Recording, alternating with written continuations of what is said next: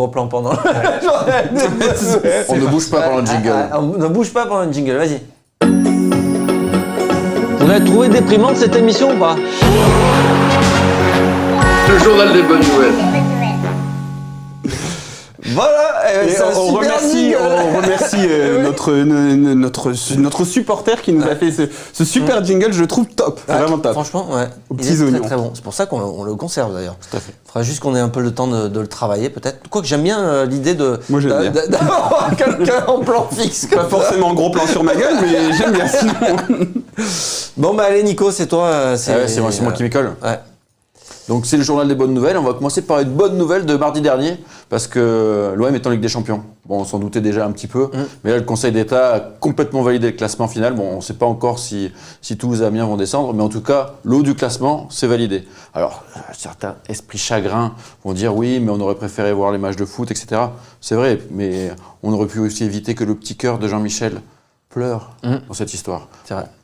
On peut revenir sur la grosse polémique, mais la bonne nouvelle, c'est que là, c'est sûr, c'est entériné, l'OM est en Ligue des Champions.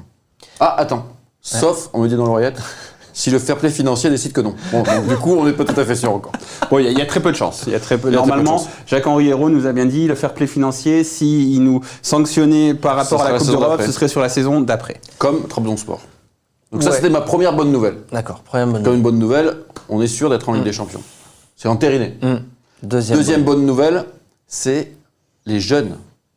On a fait signer des jeunes.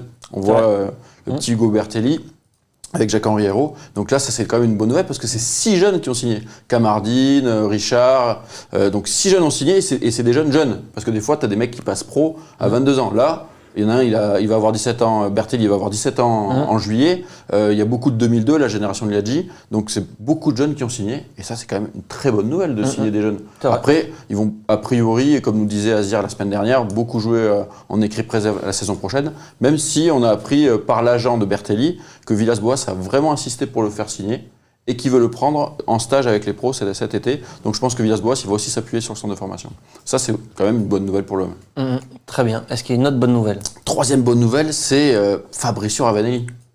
Parce qu'on va en parler après, on recherche un directeur sportif. Et Fabrizio Ravanelli, en fait, dès qu'il y a un poste qui se libère à l'Olympique de Marseille, il postule. Donc ça, c'est quand même une bonne nouvelle parce que les anciens, ils veulent quand même revenir à l'OM. On se souvient le Meta, Sauzet en avait parlé, il y avait Cissé qui voulait revenir, maintenant c'est Ravanelli. Bon, le problème, c'est que Ravanelli, déjà en 2016, il voulait être coach de l'OM. Là, il veut être directeur sportif. Il faudra peut-être être président dans 2 ans, voire intendant dans 5 ans. Il postule à beaucoup de choses, Ravanelli. Donc, je sais. Après, en plus, il voulait venir avec Higuaín.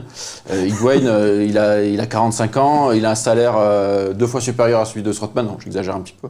Mais ça colle Et pas il a du la tout au même projet. ligne que moi. Voilà, il est pas fit, quoi. On pourrait se faire des bons assados, moi, lui. Est-ce que ça colle avec le projet ? Je pense que Ravanelli, avant d'en parler à l'équipe, il aurait dû passer un petit coup de fil à Jacques-Henri. Est-ce qu'il a lu le descriptif du poste sur LinkedIn. Sur LinkedIn? Peut-être pas. Moi, je pense qu'il a peut-être pas dû lire le descriptif. Faire beaucoup avec 0. Mais on en reparlera parce que c'est intéressant. Et parce que moi j'aimerais bien. Mais on en parlera tout à l'heure. Donc ça, c'était la 3e bonne nouvelle. Et la 4e et dernière bonne nouvelle de cette semaine, c'est quand même les nouveaux maillots sont sortis et ça respecte un peu le code couleur traditionnel. Le blanc à domicile et le bleu à l'extérieur. Alors le bleu, là on le voit sur Maxime Lopez, il est quand même super beau. Alors le problème, c'est que si on va en magasin, il n'est pas tout à fait bleu comme ça. Donc moi c'est celui-là que je veux, c'est le maillot bleu, pas le maillot un peu plus foncé là. Donc voilà, c'est une bonne nouvelle, mais on aimerait bien pouvoir acheter le maillot bleu de Dimitri Payet, quoi. C'est ça le truc en fait, parce que